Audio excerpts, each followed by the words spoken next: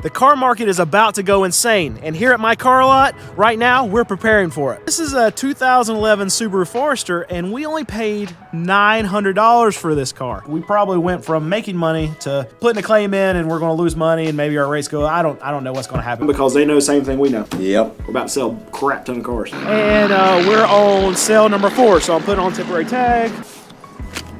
All right, another one done. All right, so here's one right here that we regularly wouldn't be able to buy. Putting on tags, temporary tags, switching tags. So car prices are about to go insane. We have tax time right around the corner. We have dealers all around the country right now loading up, just like I'm doing here at my car lot. What does that mean? That means that wholesale prices are going up. That means your retail prices are about to go up for a short amount of time, because what these dealers know is they know that tax refunds are getting to consumers. And what do consumers do with their tax refunds? They spend them on cars. We know that we're going to be slammed, and we have to get all of these cars out and ready as quickly as possible so we can capitalize on all that money that's about to come into the system. All right, so team's got me working out here today. It's 10:30, and we're on sale number 4, so I'm putting on temporary tag. I got to switch a tag for a test drive.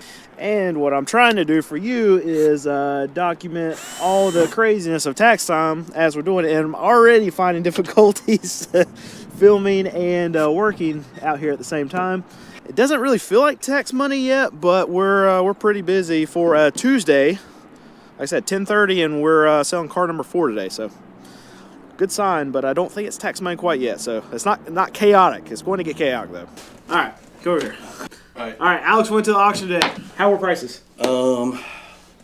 Not the best. Did it, so we know a lot of dealers are trying to load up for tax time now. Did it feel like stuff was going, were there more dealers there? Did it feel like stuff was getting pushed a little bit harder? It definitely was today. Okay. And there wasn't that many dealers there today.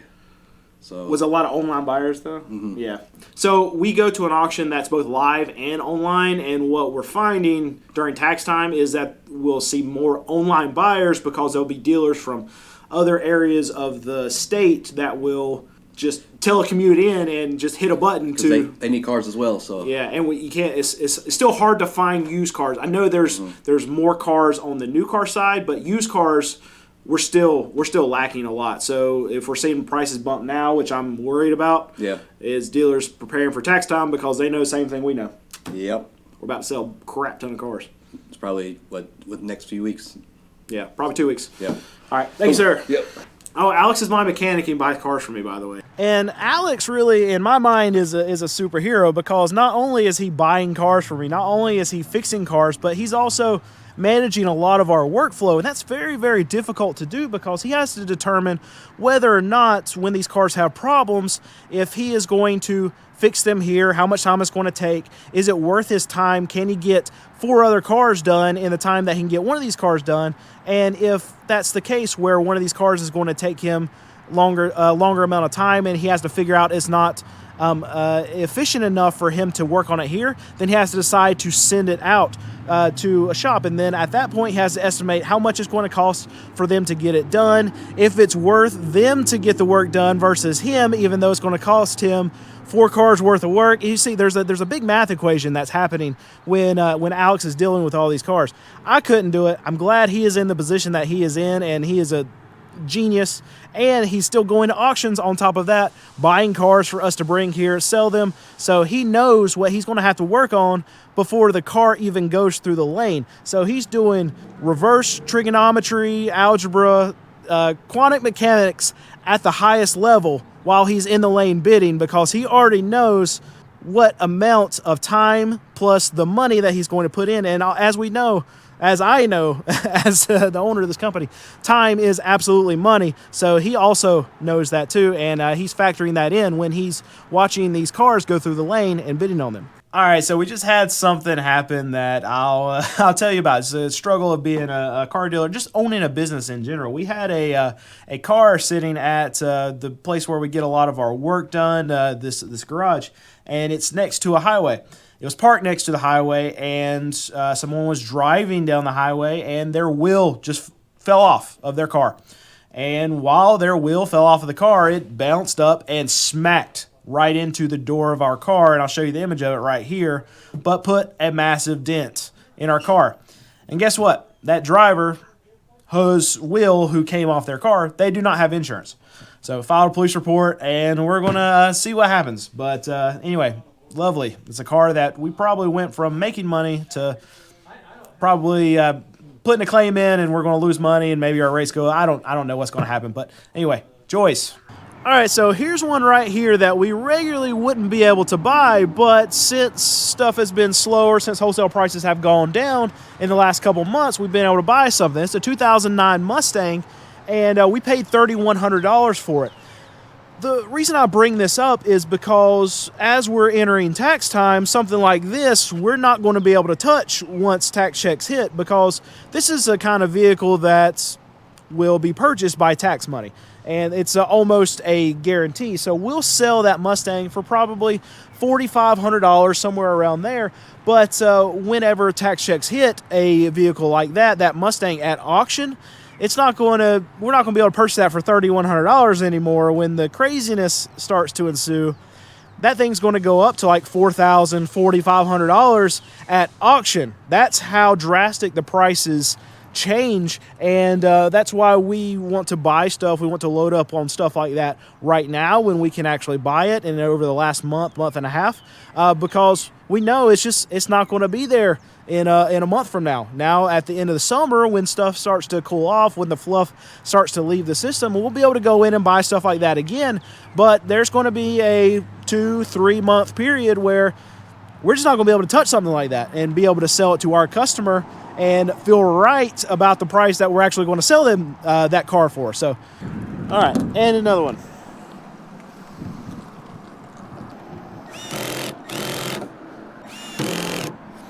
There you go. That's who we need to sponsor us. Next sponsor idea, Milwaukee, my favorite tool company.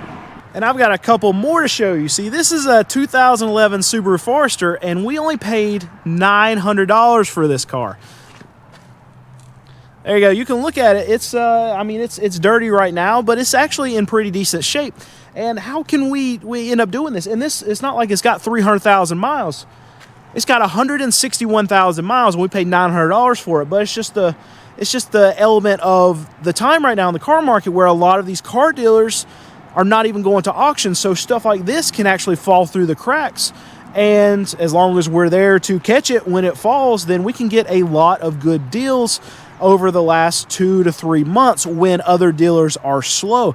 And you look at something like this too. This is a cool little Mazda. This is a 2011, and we paid $2,000 for this one. So this Subaru will end up we'll end up selling this for it'll probably be a $3,000 car. So even though we buy something really right, we want to make some home run. We want to hit some home runs on something. So we'll make about $2,000 on this one probably.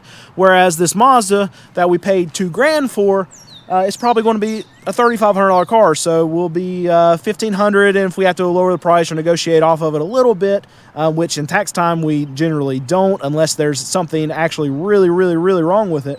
Which hopefully we bought it right, so there shouldn't be anything wrong with it. But we should make about $1,500 on this one, and that's the range we like to be in. If we can be at $3,500, $3,000, especially when these tax checks roll in, we can sell just about anything for that amount, because you really can't find another dealer, especially around here, that's selling for those kind of prices. So here is one of the complications that we have to figure out. This is my sales manager, Nate.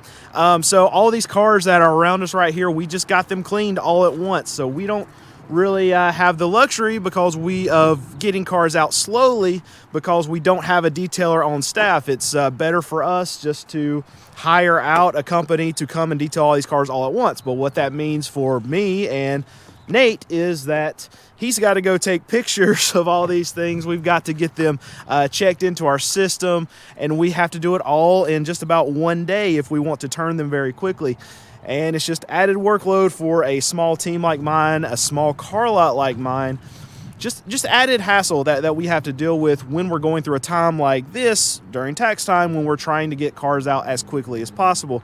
And when we're doing this, it's a pain in the butt, and I appreciate him dealing with that. But that's what we have to deal with right now when we're trying to get cars out as quickly as possible.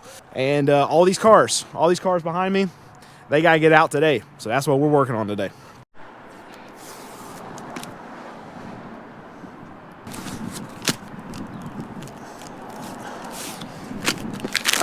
Another one done. So throughout the year, we'll have cars that blow up on us, or we'll get in wrecks, or we'll have project cars. But during this time of year, when we're all out, we're trying to get stuff ready, and we're trying to get it ready really quickly, we'll just throw this stuff all the way to the back of our lot because it doesn't make sense for us to work on any of this stuff that's time consuming when we can get all these other cars out as quickly as possible, because we know that we have to hit this tax season, we have to hit it hard, and we have to get these cars out as quick as possible. That are the easy ones to go ahead and get out and just kind of push our work to the back burner. All right, so here is where my business and YouTube kind of run together. I'm supposed to be behind that chair right there, behind the chair, sitting in the chair, recording today, but my office manager, his kids are sick. Fine, no problem, but now instead of filming today, we get to go run tags and help the team. Yeah, I didn't mention, because I'm the CEO, whatever, the owner of the company, I get to do the small tasks, like putting on tags, temporary tags, switching tags, screwing screws in, and let my team handle all the important stuff like paperwork, because, yeah, I'm dropping everything, because I would just mess it up. And so they don't even let me really deal with the customers anymore or do the paperwork. So this is kind of stuff that I'm doing right now. All right, done with that. Now I can sit in this chair after we just sold 4 cars and tell you how bad the car market is right now. And a lot of dealers, I mean, you'll see a lot of them on the internet showing what they're buying, what they're selling stuff for. And we're in a cheaper range, so we are not going to make as much as those dealers. But most dealers, they really don't want to even deal with a car unless they're making $2,000, $2,500 or more on the vehicle. And we don't have to do that because we sell volume. And that's a way that we can keep our prices really cheap. We can make $1,000 to $1,500 a car and just keep rolling them. And that's another way for us to keep repeat customers, get referrals, because we're the cheap car spot. And if we treat our customers right, we don't try to gouge them, we don't do dock fees. And if we keep with these standards and we keep trying to just do volume and not necessarily worry about hitting a home run on every single vehicle, then it's going to make us more money in the long run, because we'll keep those referral sales way, way, way up like we always have. And that's made me a lot of money. And even during these slow times, these referral car sales, they actually keep us buoyed, because people will always need cars. And if they have a spot like me that they know that have a trusted car dealership they can go to, then they not necessarily have to even look online. They'll just come straight to us and say, hey, what you got? And we'll end up selling multiple families, multiple cars, because we're their spot for cars. And that's how I like to keep it. And that's why even on a $800, $900 car that we buy, even if it might be worth $4,500, somewhere around there, we're still going to sell it for $3,000, $3,500, because we want to give good deals to our customers and then make lifetime customers. That's what we're trying to do here. Volume, not home runs. Base hits is what we're doing. And I have no hands. Not be able to purchase. There's a car going off in the side, and I think you're getting the junky side over there. There we go. So just went to the auction today. You only got 3. We'll start over so it's easier.